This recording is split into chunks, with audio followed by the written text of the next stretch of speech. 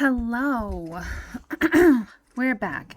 My man just left to go back home, and I'm in the doldrums. You know, when you just spend so many days together and then all of a sudden they're gone, you're like, or at least I am.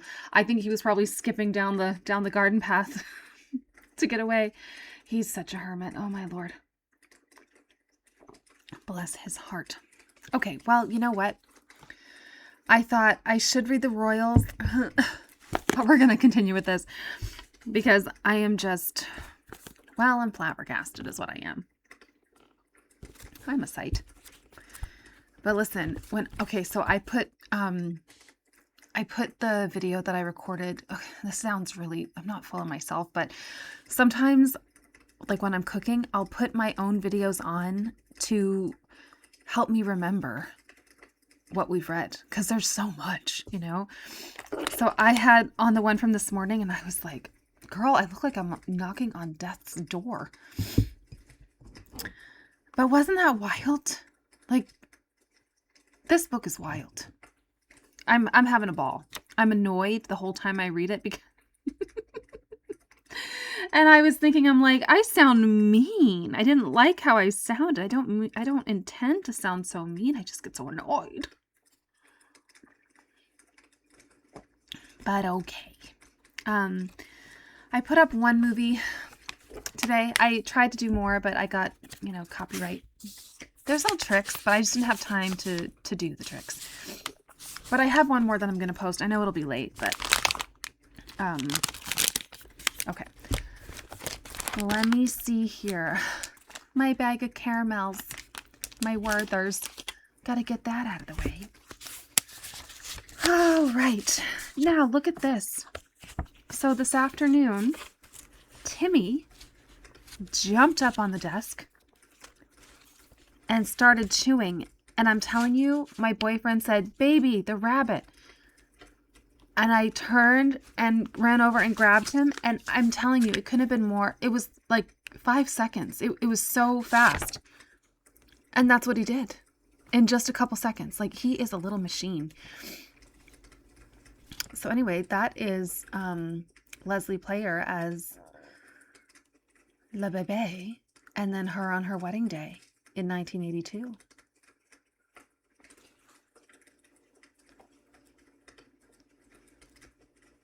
So anyway,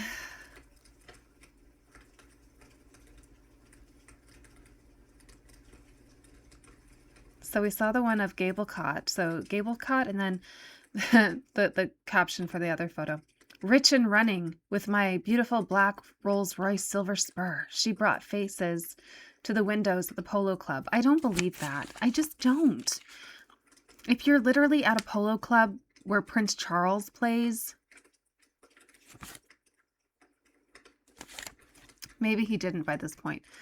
I guess not, because no, he must have been at the other one. But she said that this polo club, the Royal County of Berkshire Polo Club, has tons of royalty hanging about. So, and that it's the wealthiest of the wealthy. So I just don't think that a Rolls Royce would bring people to the window, you know? Anyway, so that's her house. And then that's her by the Rolls Royce silver spur. That's like become her whole personality, I think. That and being so different. I gotta be nicer, but I'm telling you, it really drives me crazy. All right. Those all fell out. Let's continue. So we're still in the, I think, 12th chapter entitled Cat and Mouse, and you should pause and get your beverage. I haven't told you that the last couple reads. I have my tea. I'm here to cheer myself up because I felt so lonesome when my man left that I just thought, okay, we gotta have book club. Okay. Stephen had said once, "I want you to know me for me, and I want to know you for you. Don't let the rest of the world cloud us. They don't know. They can't know. What we've got between us is too special to lose." This is a lot of big talk for 5 weeks.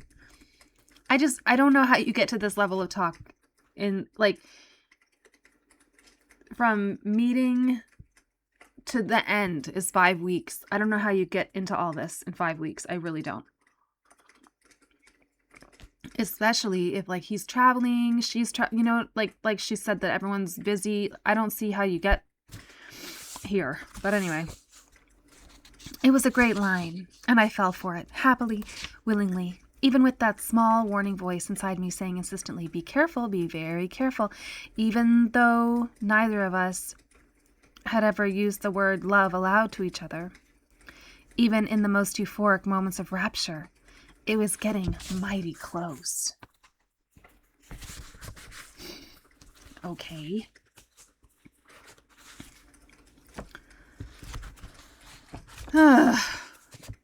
We had gone a long way down that famous bumpy road that Frank Sinatra sang about, and got to the stage where we were telling each other, it's important to me that you know who I am. It's important to me that you know the real me. It's important to me that you can trust me. It's important to me that you care about me.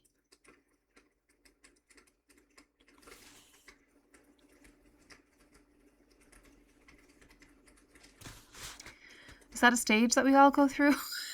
I'm like, what? What?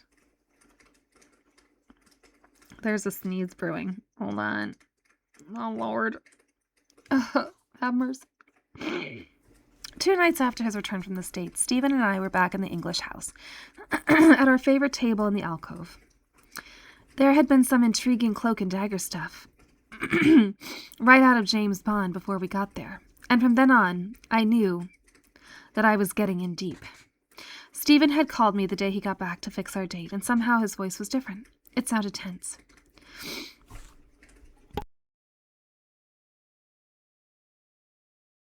Oh, sorry, I had to clear my throat, and I noticed that I'd just been clearing my throat with the mic on, and it's very jarring. Okay, his voice was tense. Tomorrow night, why don't you come round here first and we can go together? Fine, I said. I'm looking forward to it. We've got a lot to talk about. Dun, dun, dun. We have, said Stephen. That's like the, I read it somewhere that if someone tries to pull that, like, yeah, we need to talk, and like put you in an emotional state, because it's a power play, right? So if someone's like, okay, like I need to see blah, blah, blah, we need to talk, then you respond, yes, we do. And then it like equals the power balance, right? So he says, we have. He hesitated. You'll find a different name on the door. Take no notice. It's still me in there. Why? I asked. Precautions, was all he said. Call me at 3 o'clock tomorrow afternoon and we'll fix a place to go. Next day I rang from my office in the city. Each time his line was busy. I tried for a full 30 minutes before I got through. A strange American voice answered in a muffled American accent. Yeah? May I speak to Mr. Stephen Wyatt? Mr. Wyatt has gone away for a few days, the voice said. It sounded as if it was speaking through cotton wool or a handkerchief. Oh, I was taken aback. But, well, Mr. Wyatt asked me to call to confirm a dinner we were due to have tonight. Leslie? It had been Stephen all the time. Stephen, what on earth is going on? More precautions, he said again. I'm sorry, I'll explain tonight. We agreed to go back to the English house, and I confirmed I would be with him at 7. Be careful, he said, and hung up, leaving me looking at the receiver in bewilderment. Careful of what? That night, I found out. As I walked up to the entrance of number 34 Cadogan Square, I noticed a movement from the next doorway. A man in a raincoat was hovering in the shadows. I noticed that he had a camera slung around his neck. He watched me approach the entrance, but made no move to intercept me or take a picture. I felt his eyes on me as I selected the buzzer. Sure enough, there was a different name opposite number 3. For some reason, I flattened my hand over the whole intercom so he couldn't see the bell I pushed. Stephen's voice came through, muffled and disguised once again. Yeah? Me, I said. The buzzer sounded, and I slipped through. Upstairs, he was waiting for me with the door open. There's a man outside with a camera, I told him. Only one? He asked sardonically. They call it doorstepping. In the living room, he poured me a glass of champagne. At least his style hadn't changed. We raised a glass to each other. To happy times, Stephen said. Happy times, I echoed. He seemed to come to a decision. To hell with them, he said. I've booked the English house. We'll still go out, and we'll go out together. We finished our glass, and we took the red-carpeted stairs down to the street. As we walked out, Stephen took me firmly by the hand as we passed the next doorway. It was empty. Now, heads bent together across the white tablecloth, the meal of tender roast rack of lamb over, a glass of champagne in front of us. Man, these people they're eating rich. I don't mean like rich. I mean like rich food. Ugh. I don't know. Rack of lamb and champagne. Good night, nurse. Sounds like Christmas to me. I really hoped we would have more time to get to know each other before you saw all this, he said. All this referring to the scores of reports chronicling the dangerous liaison of his relationship with Sarah, coupled with emotive headlines like Palace rocked by depth of Fergie's friendship, Jet-setter who broke the rules of royalty, Queen ordered Fergie to ditch Texan Wyatt as her friend, with, how about this one, Wyatt, a drugs party and silk stockings, by way of a bonus. That last choice tidbit, I should add, came from a blonde actress named Margot Schwab, who revealed how she and Wyatt went to a party where cannabis was taken, adding, other people were sniffing the smoke, but Steve and I didn't. Big deal. So where was the story? And this was the man sitting opposite me who had apparently hypnotized the Duchess of York into such a state that, according to another report, she had even changed her hairstyle, which showed how sad she had been. Was he really one of the highly socially visible group of young Americans who have relentlessly partied, charmed, and checkbooked their way into London society? I realized at last why Stephen had been so paranoid about the press, and the reasons for the furtive way we would approach his apartment. When you are hounded by the paparazzi, it would make anyone behave like a fugitive. He looked across the table at me. What's wrong? His face registered concern, as if he could read my thoughts. Is it the papers? What they're saying about me? I don't think you have to be a mind reader. Not just that, I said. He burst out. When I got back, my answer phone had almost run out of messages, and all about the same thing. Once the tabloids get their teeth into you, they never let go. He reached across and took my hand. The soft blue eyes were almost pleading. It's started to happen, hasn't it? I wanted to protect you from the press, and having your photograph appearing everywhere, which could happen. That's why I may have seemed to be behaving strangely. I wanted our relationship to be based on positiveness. Positiveness? Positiveness. But it's too late now. They're linking me with Sarah, the Duchess of York. And I really think I should start telling you everything. I think so too, I said. But before you say anything about Sarah, there's something I have to tell you as well. Oh? I'm organizing this polo tournament. I know that. But do you know that I'm working very closely with Major Ronald Ferguson? If anything, Stephen went an even whiter shade of pale than Ronald. Oh, Christ, he said. You don't mean it. I do, I said. Jesus. He looked stunned. Then, do you know Sarah? No, I said, but I'm due to meet her shortly. Oh, Stephen said. He took a slow sip of his drink. His next question caught me off guard. How close are you to Ronald? Exceptionally close, I said. Actually, too close.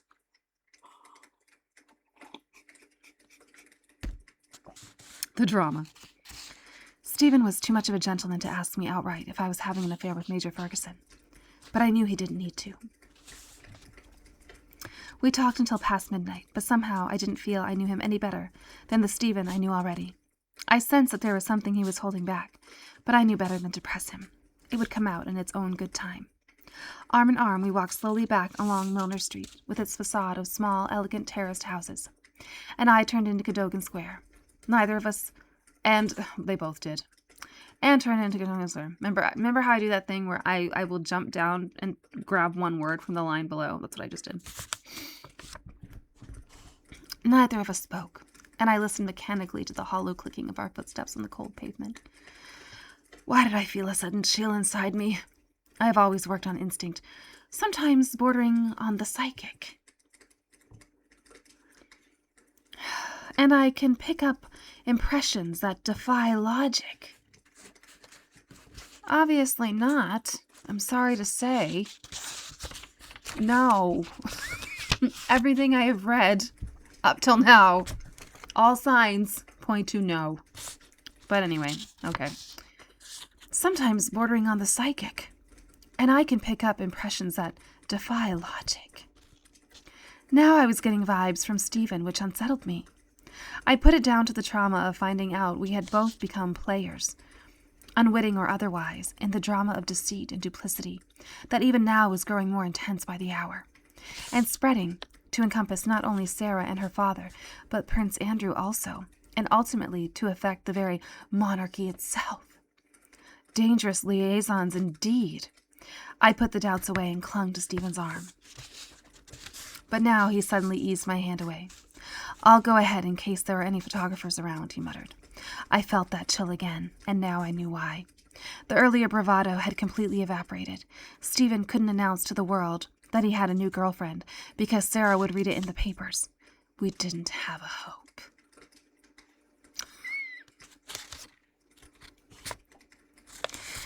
There was no one around to spy on us. Stephen left the front door on the latch, and I slipped in and followed him up the stairs. Inside, I drank more champagne, and I ended up in his arms again. For once, my instincts let me down. They didn't give me even a hint that it was the last night of loving that Stephen and I would enjoy together. After it was over and I lay in his arms, contentedly gazing up at the ceiling, he suddenly asked, "Leslie, is there anyone in your life?" I turned my face to his on the pillow and smiled. "You," I said. He looked away. "Why do you ask that?" He kept his gaze averted. "It's just that, well, I think it's only fair that you should know there is someone I'm very fond of. She's in New York. You're here and she's there." The words came out in a rush. "I want to see what happens with her before I can get too involved with you." I could only stare at his profile, turned away from me in guilt and perhaps even embarrassment. I knew what Stephen was saying. He didn't want to see me again. We hardly spoke again after that. Any words that came to me stuck in my throat, and I was physically unable to utter them. I was literally choked. I can't be mean to her here because I know how that feels, and oh gosh, it's just the worst. But also, it's what you gotta expect from a fuckboy, because that's what he is. And that's what they do. And he's not embarrassed. He's just avoidant. He's not embarrassed at all about his behavior. They're just emotionally avoidant. That's all it is.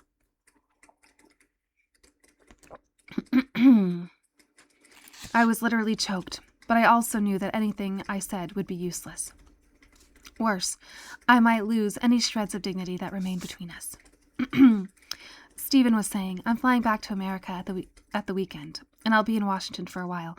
I'll call you, of course." He would phone me twice from Washington. Each time he said he missed me, asked how I was, said nothing of any importance or value. Then the call stopped. That last night in Cadogan Square, I said nothing. All I knew was that I wanted to remember Stephen Wyatt, my Texan lover, for the happy times. The tears came later.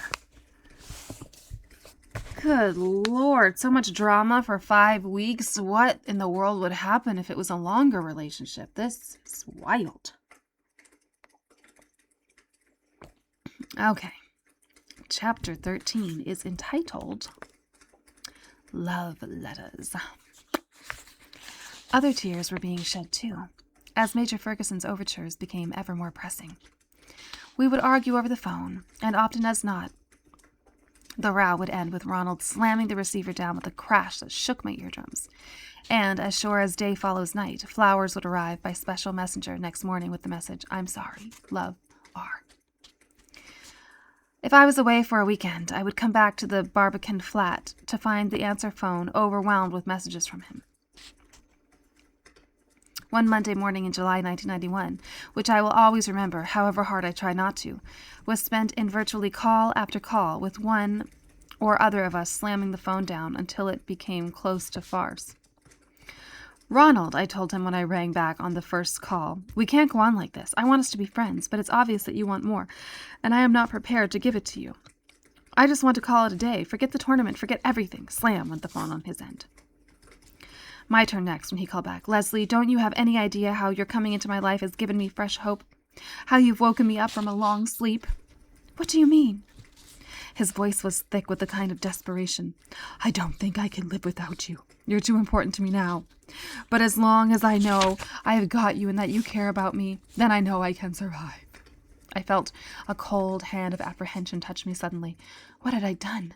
I hadn't given him any false promises or raised his hopes for a future with anything deeper than friendship. Surely not. Well, maybe when you hopped into bed with him. Duh. Ugh. I tried to keep my voice even. "Ronald, this tournament is important to me. You know it is. But if you think I have used you or wooed you into a false sense of believing something, then you are so wrong. I do care for you, and you're one of the best friends I have. Let's not spoil that." His voice came back, muted. Sorry. Please forget what I've said." A pause. Then a low growl. A low growl? Like this? What is this? It sounds like some trashy Harlequin novel. "Will you be there for me if I leave, Susan?" "No, I will not." And slam. My end this time. The next call came at 2:00 in the morning. The bell shrilled in the silent flat, jerking me from sleep. Unsure for a moment where I was, I groped for the phone. "Hello? Who is it?" But I knew. Ronald, quiet and intense. "I'm so upset, so lonely. I hope you don't mind my calling. If you think I'm being rude, just tell me and I'll go. I can't sleep and I just wanted to say hello and just hear your voice." For some reason, I wasn't angry. "That's all right. I'm here and I'm not going anywhere. Go back to sleep. Good night, Ronald." There was no other man in my life. If there had been, perhaps that would have solved the problem. I could never forget that I, too, had been lonely, lost, and unsettled when I met Ronald, needing comfort, needing someone to be close to, someone in whom I could confide. But now this had taken on an alarming new dimension. It had become an obsession that was dangerously close to paranoia. The first letter had arrived a few weeks after our initial meeting. It was almost a mirror image of the words he had spoken so often to me, or the messages left on my answer phone. As were the others which followed relentlessly, week after week, an avalanche of desire, frustration, and anguish throughout the extraordinary summer. Sometimes Ronald was incautious enough to fax me messages of love from the Royal Berkshire Clubhouse into my own office. Luckily, my staff were the souls of discretion, until some months later, when one letter did find its way into a Sunday tabloid to change our lives irrevocably. "Ronald," I thought in exasperation when the first romantic fax rolled out of the machine in May 1991, "when will you ever learn? Why don't you just announce our engagement and be done with it?" And still the constant emotional bombardment on my answer phone. "When we are together in our ultimate intimate moments, it is absolutely sensational. I know that comparisons are odious, but truthfully, I have never encountered anything like it, ever." Meantime, in the tight, closed world of polo, doors magically opened. I met the world's top players, names like Carlos and Memo Gracida from Mexico, Alex Almos from Argentina, the Higuaín brothers, Alfonso and González Pires. I don't know, I'm bad with names. Pires? I don't know. Names that were written in legend in clubhouses across the globe wherever the drumming of ponies' hooves was heard on the hard turf of a polo pitch. As the big date neared, things were moving well, with potential sponsors starting to make themselves known. A major literary event during that season was the publication of Jilly Cooper's new blockbuster novel, Polo, and the launch party held at the Hyde Park Barracks was described in polo circles as the hottest ticket in town. Ronald had not wanted me to attend because his wife would be there. All week he did his best to discourage me. "You don't have to come, you know." "But I want to," I protested. "It's important for the tournament. All the top people will be there." I'm really worried about you meeting Susan. Does she know about us? I asked. No, certainly not. Well, that's all right then. I'm certainly not going to tell her. Anxiously, he said, You won't make a scene, will you? Ronald, I said, surely you know me better than that by now. I was adamant and invited one of my committee members to keep me company. We took a glass of champagne from the tray at the entrance and wandered into the reception hall, chatting casually and indulging in a game of Spot the Celebrity in the animated throng of players, polo wives, and uniformed officers. Voices rose from all sides. It can be quite illuminating, the things you overhear in a snatch of conversation in a crowd like this. One female scribe for a glossy magazine was breathlessly excited to discover all the innuendos in Polo's Peak. Thus, getting mounted in order to score with sticks and balls, riding people off, it's a bonk-buster writer's fantasy. To each her own, I thought, moving on. They were a varied bunch, and some I would not have expected to be associated with the game. Lord Patrick Lickfield, Bungalow Bill Wiggins, one-time escort of Joan Collins, Sandy Gall, Esther Ranson, Derek Nemo. The authoress herself was in white polo breeches, dazzling everyone with that famous gap-toothed smile and saying "super" a lot. I spotted Ronald across the room. He was in a small group that included a very tall, very blonde woman I recognized as Sue Ferguson, and Patricia Hipwood, heiress wife of the England captain, Gillian Hipwood. Julian was one of the top players, with an 8-goal handicap, who spent his life commuting between Palm Beach in Florida and Midhurst in Sussex. I saw Ronald looking increasingly agitated as we approached. Come and meet Major Ferguson, I said to my friend. I'm sure you've heard of him. In turn, Ronald introduced me to Sue. I said at once, I want to thank you, because your husband has been such a big help with the tournament.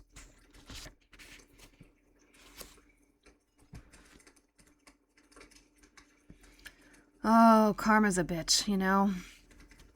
Strangely, I felt no twinge of guilt, even though I was standing talking to the woman whose husband wanted to abandon her for me. Instead, I found myself liking her from the outset and wanting her to like me. Was there a hidden guilt somewhere after all? Sue was saying, It sounds fantastic. I wish you every success. Tell me all about it. The Major was hovering around us like an anxious watchdog, and Sue turned and waved him away with a light laugh. Go on, Ronald. We want to talk. It was obvious that she had no idea about our affair.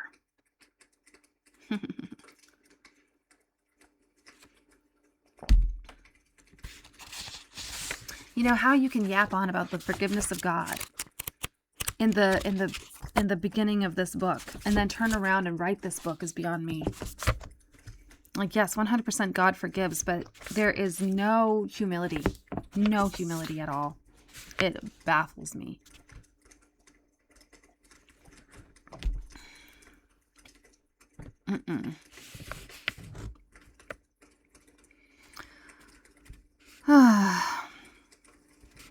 Poor Ronald retreated to a corner where he hung around, not once taking his eyes off his wife and his mistress.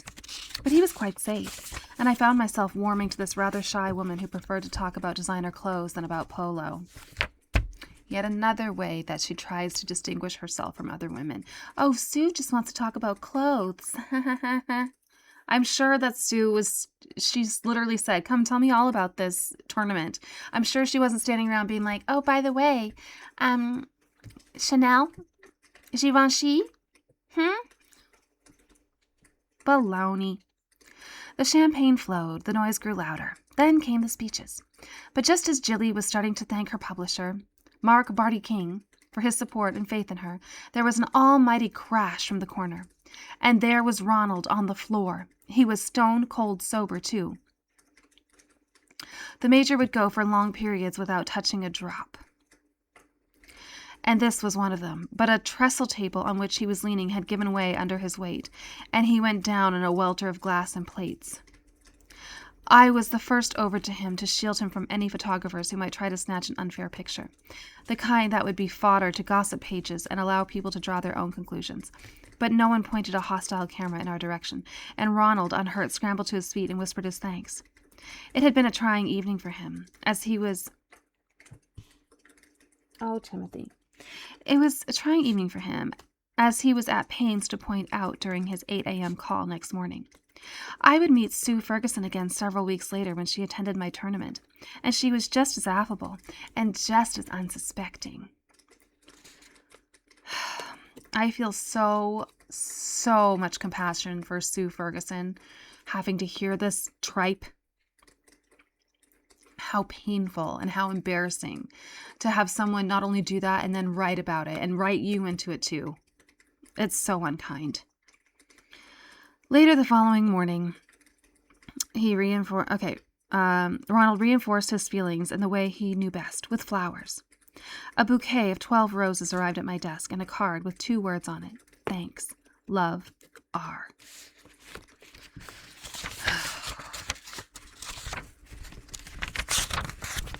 Okay, let's read the next chapter because it's very short. Very, very short. It's entitled Sarah. Outside the windows of Major Ronald Ferguson's office, the March winds were sending black clouds scudding across the lowering sky. Beyond the lines of oak trees standing by the No. 1 polo ground like the draggled sentinels, the great bulk of Windsor Castle rose in the distance like a gray fortress. Rain spattered against the glass, at first light, then heavy, until it sounded like a military tattoo. Ronald had called me to ask me over to the club to tie up a few loose ends concerning the glittering ball we planned, which would be the icing on the tournament's cake, and to sign some letters.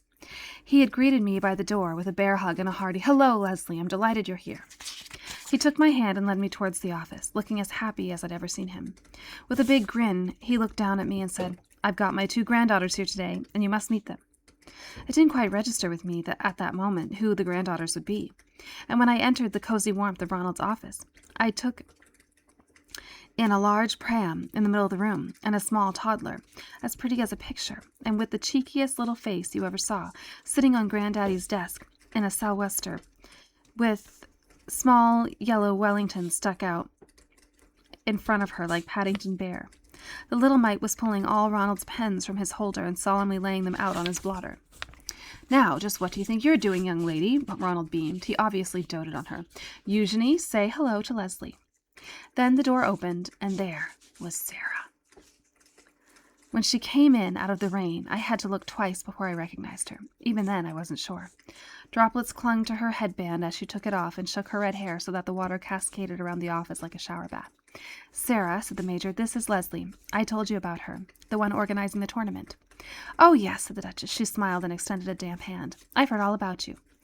Not all, I found myself hoping, as I took her strong grip and smiled back at her.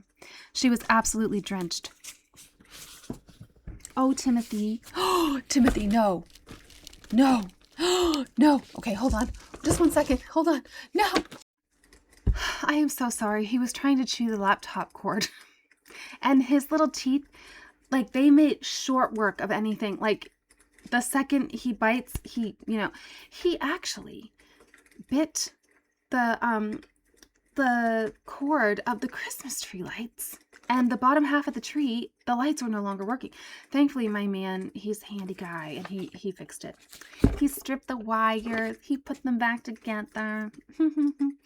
But anyway, he just jumped up on the desk, and so I'm gonna keep I'll scoot forward on my chair, but I'm keeping my chair pulled out so that if he comes over here again, I can jump up and oh my word. I mean, at least I know my man could fix it. He could, put it back together, but still. Stress. All right, where was I? I don't even know. So what is she doing? Okay, she was absolutely drenched in a mud-stained gray tracksuit and trainers. Another tiny wet bundle of energy and a matching yellow sou'wester and Wellingtons on. And Wellingtons raced in, and I recognized Princess Beatrice. It didn't seem quite the thing to curtsy, so I contented myself with the cheery, "Hi, how are you? You look jolly wet, I must say." I liked Sarah on sight. Was it because we shared a common bond, as well as the love of her father? Later she would tell me the feeling was mutual, and agreed that much of it was because we were both commoners, but both had realized we could achieve things in our lives which others only dream about. She had assured her father that she was ready to take on all that being the Duchess of York entailed. But as I watched the House of York tottering on its crumbling foundations, I was forced into the belief that Sarah had very little conception of the responsibilities attached to being the Queen's daughter-in-law. Too much of her world was fantasy come true. The trips, the gifts, the freebies, the fun, the fawning and genuflection, wherever she set foot. The fair weather friends. What a difference from that memorable night when I had seen Prince Charles giving a lecture in the Round Church in Cambridge when I was a medical student. A young undergraduate had asked him, "Are you proud to be the Prince of Wales?" Charles replied, "It is my duty to serve the people." The student pressed him further. "What would you rather do if you had the choice?" I would never forget his reply. I would rather be a person on the land, simply farming and being a normal commoner, but I can't do that because I was born to serve the people. He knew it, and he meant it. He understood his position, and there were tears in my eyes when I heard him say that. I do feel sorry for him, honestly. I think he's grown into it beautifully. But my word, what a rocky road to get there. Sarah would never be like that, but it didn't stop me liking her for what she was. And I was truly happy when she became an instant friend, the kind you confide in from the time of your first meeting. Moreover, we found we could count other curious parallel threads running through our lives. We both had deep relationships with older men. Hers with Paddy McNally, which she would tell me about much later. Mine with her father. Virtually every detail of which Sarah knew and approved from the first day he kissed me. We also shared an independent streak that would get us into all sorts of trouble. But how can you fight your nature? Beyond our obvious love of horses and savoring the thrills and spills of life in the fast saddle, lay a deeper common bond, an insatiable curiosity about life and death that took us into the avenues of the mystical and the unknown. At least, we balanced all that with a sense of fun and the ability to see the ridiculous side to everything. That, Sarah would tell me, has been my downfall on more than one occasion when I was supposed to be serious. It isn't always easy to keep a straight face, and when I get the giggles, I'm lost. I also sensed in Sarah the same earthy energy that is immediately obvious in both her children, particularly little Bee, together with an electric personality, and above all a hunger for experience that, tragically, would eventually contribute to her downfall and disgrace. Sarah had once been described by a female newspaper columnist as looking like an unbrushed red setter struggling to get out of a hand-knitted potato sack. The lady added generously, "She also looks great fun, powerfully sexy, tremendously boisterous, and thrilling to men." Yes, I would say Sarah is all of these things. But, right then, all I knew was that I was in the presence of this bright, cheerful girl with the flame-red hair and wide, blue-gray eyes, who was sympathizing with me over the enormous amount of sheer, grinding hard work which her father and I were putting into the tournament and the ball. "Dad's has told me all about it. I must say it sounds like a nightmare," she said. "It's all rather exciting, really," I said. "At least, that's what I tell myself every morning when I wake up." "The big thing is not to panic," said the Duchess firmly. Little Beatrice was tugging at my sleeve. "Look at my boots," she cried shrilly. "They're all wet." "I think she's taken a liking to you," said Ronald, smiling. I wasn't sure whether he was talking about Sarah or Bee, but I detected a look of relief on his craggy features. Craggy.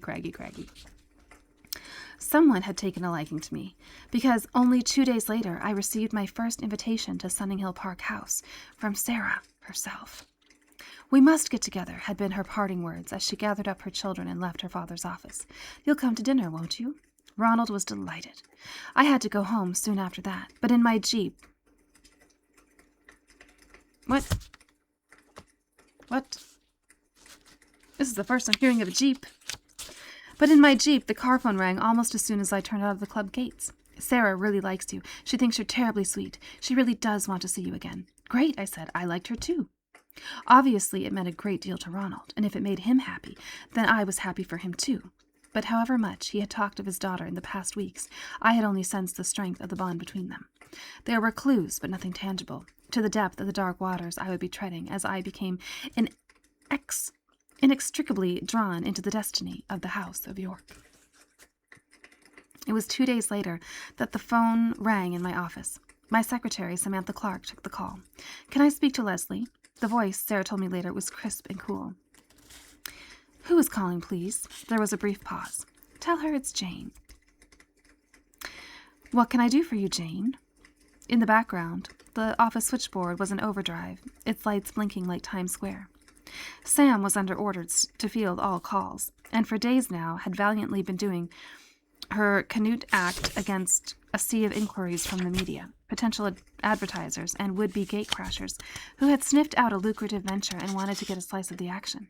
The momentum was increasing, and already I was getting down to the fine point of ordering flowers for the main marquee and working out transport and accommodation details for the teams. "Can I take a message?" Sam was saying patiently. "Leslie is rather tied up at the moment." She put a hand over the mouthpiece and called through the door to me. "Someone called Jane. She says she can only speak to you and that she knows you." "Look," I said impatiently, "I don't know anyone called Jane. Ask her to leave a message and I'll call her back." Sam relayed this, listened for a moment, then called through again. "Leslie, she says she can't give me her number, and this is to do with her father." She paused. Leslie, she has an incredibly posh voice." I took the call.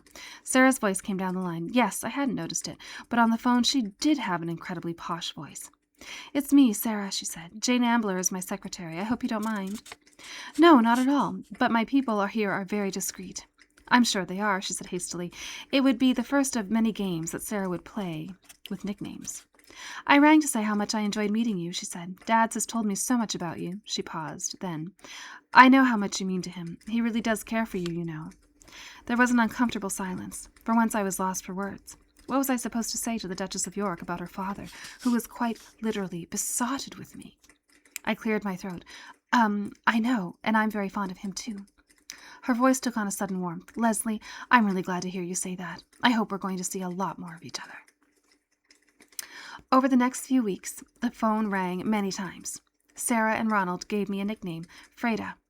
Why, I never knew, except that Stephen Wyatt was Fred. But we talked for long hours, Freda and Jane, our conversations ranging over topics from the mystical to the mundane as we got to know and like each other, and to find much in common. It was always Sarah who called me at that time, never the other way round. And it would be Sarah who insisted that I accompany her on 2 royal trips, acting as her lady-in-waiting, because it made her dad so happy. In one way, it was wonderful to be asked. You having a little snooze? One way it was wonderful to be asked. But each time I would find myself put in the same room as the Major, something I could well have done without. The emotional pressures on me were building remorselessly, but I still thought I could handle them.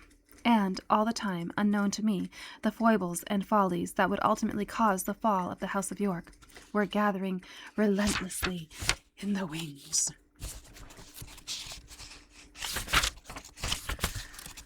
Oh.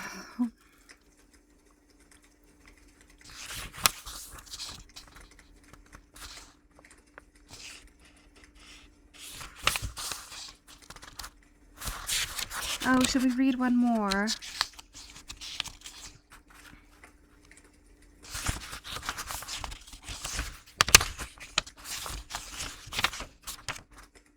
Okay, let's read this one because it's juicy. Chapter 15, The Truth Game. It was on a cool, showery day in mid-April that Ronald dropped his bombshell. He called to see me at my flat in the Barbican.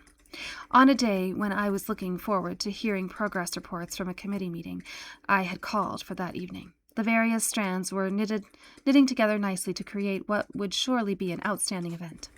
The doorbell rang just after lunch. Ronald strode in, gave me a rather perfunctory greeting, and started pacing up and down as he always does when he has something on his mind, rubbing a hand over his head as if to polish up his thoughts. At last he said, "I've got something to tell you, and I don't know how to do it." He stopped almost sheepishly, like a small boy caught pinching sweets from the corner shop. "Go on," I said, humoring him. Ronald tended to take some things a little too seriously at times. "Try." "I have never in my life told you a lie before, Leslie, but I did the other day, and I can't live with it." By then, he knew I had broken up with Stephen. I asked, "What's the lie?" The Major said flatly, "Sarah is unhappy, and I am going through hell with her. I told you she wasn't having an affair with Steve Wyatt. Well, she is, and she doesn't want to be with Andrew anymore." I stared at him across the small living room. "What?" "It's true." Ronald looked at me. "I'm sorry." "How long has it been going on between them?" I demanded. "Several months. I really am so very sorry." But I hardly heard him. It meant that all the time Stephen had been saying those beautiful things to me, creating my trust, building my hopes, he had been two-timing me. And indeed, Sarah, too, no doubt whispering the same words of romance and intimacy into her ear as they lay in that same room and that same bed. At least, I thought stupidly for no reason, the teddy bears probably got a laugh out of it. I was going to have to see someone about that dream. It all made sense now, how Stephen had ditched me so abruptly and cruelly the moment he heard I was working with Major Ferguson, making the lame excuse, "Have you got a boyfriend? Because I've got a girlfriend in New York. And one in Buckingham Palace, too." I felt a surge of anger rise in me like bile. What a fool I'd been. A silly, romantic, idiotic, trusting fool. The more I thought of it, the more furious and upset I became, and the more certain that Stephen's girl in New York did not even exist. I think it was very well known that Stephen Wyatt thought that he was going to get to marry, I think it said in Kitty Kelly's book that he thought that he was going to get to marry Fergie when she divorced Andrew. And someone was like, oh, no, I'm thinking John Bryan. Never mind. My apologies. Because I was like, I think Steve Wyatt actually did have real money. It was John Bryan who didn't have real money, and John Bryan who thought he was going to get to marry her. And someone said to him, I think it was Taco? Anyway, said it'll never happen because Sarah needs real money. Okay. Ronald was looking at me anxiously. I found words at last. "Tell me more." "Sarah asked me to have lunch with the fellow. I didn't want to, but she was so insistent that in the end I agreed. He phoned me, and it was the oddest thing. He kept saying how wonderful I was, and how much he had heard about me. He was being very open about his love for Sarah, and talking to me as if I was a future father-in-law. I wanted to be angry, but I couldn't. "Did you see him?" I asked numbly. "Yes, at Claridge's 2 days ago. He told me how he was going to build up his business and was going to be very wealthy. It was as if he was telling me how well he could support my daughter. It's all very strange. I know it's wrong, but I'm powerless to stop the affair." "Why is Sarah unhappy?" "Wyatt has told her about some other women he is seeing in Washington. I don't know the details, but she is very disturbed. It's all so confusing." He stepped over and took me in his arms, and this time I did not try to pull away. We finished off a bottle of white wine, and Ronald's own pent-up feelings poured out as if triggered by Sarah's problems. "I'm going through absolute purgatory at home. I've got incredible financial problems. Jane, Sarah's sister, is having family trouble in Australia, and I feel I've lost you, and that's what hurts most."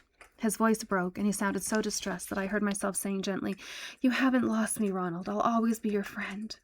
And the next thing, we were in my bedroom, and together on my bed, and the afternoon was passing in a hazy cloud as we clung to one another. We shared our tears, too, and the pillow was wet with them, but we cried for different reasons. It was the last time I would make love with Ronald Ferguson, and I would live to regret that rainy April afternoon in the Barbican for the rest of my life. 6 weeks later, I found out I was pregnant. Goodness. The first hint I had was when I was putting on weight. My breasts became heavier, too. I had missed a period. We had a saying in our family to describe the curse. Auntie's come, only this month she didn't. But it was when I woke up feeling sick that the awful, unbelievable thought struck me. Gosh, no, it can't be. But it was. I had been suffering from violent stomach trouble, probably food poisoning, at the crucial time, and my doctor later explained that this can affect the proper working of the pill. But it was. I hurried out to my nearest Boots and bought a pregnancy test kit.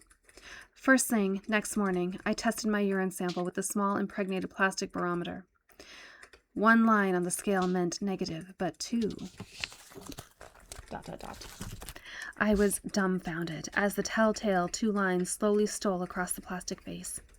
Unsteadily, I sank down onto the bed, buried my face in my hands, and wept bitter salt tears. The savage irony of the blow that fate had dealt me was overwhelming. The number of times that I had taken that same test when I was with Jim, yearning for my own children, over 5 long years. The tiny clothes I had actually bought and stacked quietly away in a suitcase, a full baby wardrobe, twin sets of romper suits and booties in white and yellow.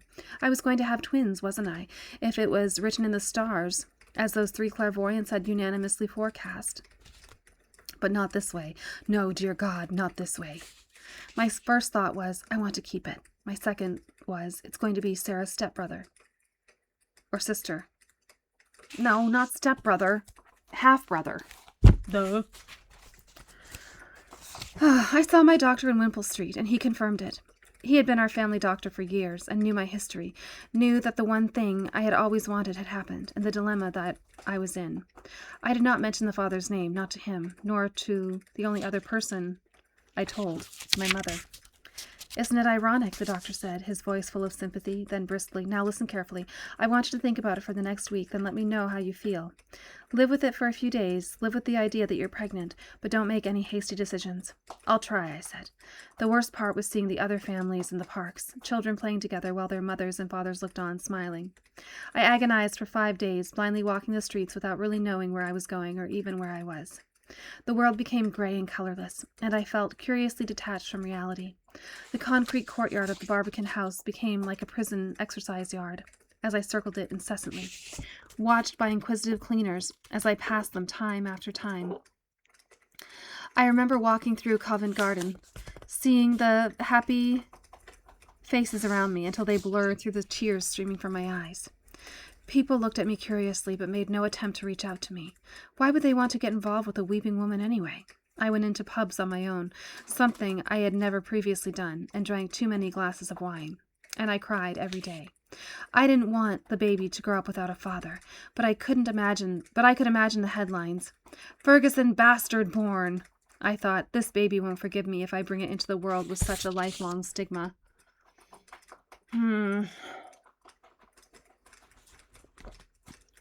I am not a passionate anti-abortionist, though I have never believed in taking an unborn life.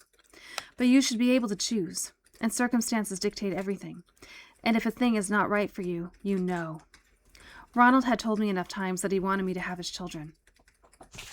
More than once he had said, I want to get you pregnant. This guy is crazy. I knew it was a hook to snare me for the rest of my life. It would also be his excuse to leave his wife and family. The whole Ferguson family would suffer, just as the baby would be made to suffer when it was older. Ronald, I had told him, it's quite out of the question. I'm not having children with you. You're married. You've got 3 children at home. I'm not doing that. He would accept it with a shrug and a sigh and drop the topic until the next time. Meantime, something inside me was growing bigger by the day. I could practically chart its progress because I had kept all the baby books I had bought during my marriage. I found them tucked away on a shelf and took them down and dusted them. For the first 5 nights, I sat up in bed with just the reading lamp switched on, turning the pages, looking at the diagrams that showed the size of the tiny mite inside me and told me how my own body was changing. How big was it? 1/2 inch? 3/4? An inch? I would switch off the light and cry myself to sleep until the next gray day dawned. It was Ronald who unwittingly made me come to my decision and to my senses. I had given up work for the week, and when he could not reach me there, he phoned the Barbican incessantly. Timothy? I left the answer phone switched on. My mind was in such turmoil I couldn't bear to talk to anyone except my mother. Click. I would hear his voice pleading, cajoling, panicking. Please pick up the phone, Leslie. I know you're there. What's wrong? I love you so much I can't bear it. Will you talk to me, please? I just want to hear your voice. On the Thursday of that week, I came to my decision. The answer phone recorded no fewer than 8 messages in the afternoon, and I thought, if he's like this now, what will he be like if I have his baby? The advice center were efficient, informative, uncritical, and swift in their counsel. There's no way I'm going to have this baby, I told them firmly. I haven't got a partner, and I don't want it. Say no more, said the lady in a white coat, pushing a piece of paper over the table. Just sign on the dotted line. You can take this form to the clinic and hand it in when you are admitted. They will take good care of you. It cost me £300, and I paid by credit card. Mummy came to pick me up at 3 p.m. in her old Fiesta, joining around 20 other relatives or friends of the other girls who arrived during the afternoon to take their loved ones home. She had said to me, if you want to keep the baby, I'm here for you. If you don't, I'm still here. What more could a daughter in distress ask? Back in my flat, she wrapped me in a dressing gown, put me to bed, and gave me some soup. Then she gave me a cuddle. Sit tight, darling, she said quietly, and switched out the light. I hadn't cried at all that day, nor did I ever again over the baby I never had. My only thought before I fell asleep was how lucky I was to have such a wonderful mother. It was a full year before I told Ronald. We had lunch in the private upstairs room at the Royal Berkshire Hotel, just the 2 of us alone. And at the end of the meal, I said, Ronald, there's something I've got to tell you. Why are you telling this guy stuff? Like, I wouldn't tell him a word. If he's this crazy, I wouldn't be telling him anything. I wouldn't even be having dinner with him. Like, what is going on? I recalled the pact we had made that we would never lie to one another. Now, I said, I did lie to you once, last year. There was a time when you were trying desperately to get a hold of me. You remember I told you I hadn't been myself or feeling too well. Yes, you said instantly in July. That's right. Well, I was in the hospital. He slapped a hand on his knee. I knew it. I knew something was wrong. You're not going to like what I have to tell you. My heart was going at 100 miles an hour. This was proving to be one of the hardest things I'd ever had to do in my life. Ronald was out of his seat and pacing the floor. Go on. What is it? I told him then. I told him everything. It was my decision. It was the only way. He sat down, his face gray with anguish. For God's sake, why didn't you tell me? Why did you do it? I took both his hands in mine and leaned forward intently, gazing into his face. Okay, you know what? I think she likes it. Deep down, she likes it. Because if someone is really like causing you that much consternation and they're really driving you crazy, they're, driving you nuts, just calling you all the time, they're freaking you out, and then you get pregnant and, then you abort the baby, you can walk away at any time. You don't have to tell them that. And then a year later, you're sitting there. I don't know why I'm putting these on. I just like them. So they're sitting here on the desk. So I'm like, why not? Why? And why cause him undue pain? This 60-year-old man. I mean, he's still a young man, but I mean, it's like he wanted a baby with you, and that in itself is crazy and really concerning. But it's like, what? Just let it go. But it's like she likes the drama. She likes the pain. She likes all of it. Okay, so he's gray with anguish. I took both his hands in mine and leaned forward intently, gazing into his face. Because you would have wanted me to keep it. And you would have used it as an excuse to leave Susan. Be honest, wouldn't you? After a long moment, he nodded his grizzled head. You're right. I wanted you to have my baby. That was the one thing in the world I wanted. I would have changed my life, left my wife and family for you. Yes, you were right not to tell me. We left the hotel separately, as we always did now that the story of our association had become public property. Ronald went first. Before he did so, he gave me a hug, kissed me, and said with the old humorous glint in his eye, I do miss being with you in every way. Maybe one day. Then he turned and strode from the room. Well, that's enough.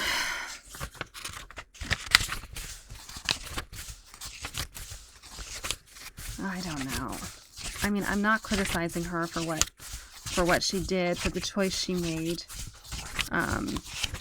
But I mean, I don't think she needed to have that conversation with him, if I'm perfectly honest. If he was so off-putting and so troubling and so frightening, like what good could come of it? I don't know.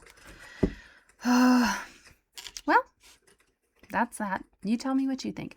Okie dokie. I'm going to go upload this and I will see you in the comments. I'll talk to you soon.